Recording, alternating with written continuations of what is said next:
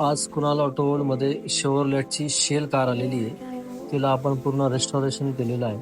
ही car पूर्णतः rusted होती. तिचा जो रस्ट आहे तो काढून आपण तिला वेल्डिंग वगैरे केलेली आहे, कटिंग वेल्डिंग केलेली आहे. तर जुनी कारला आपण कशा पद्धतीने रेस्टॉरेशन करतो त्याचा हा व्हिडिओ तयार केलेला आहे आपण. तुम्हाला पूर्ण व्हिडिओ पाहिल्यानंतर लक्षात येईल की जी रस्टेड कार असते तिला कशा पद्धतीने पेंटिंग आणि कटिंग वेल्डिंग केली जाते.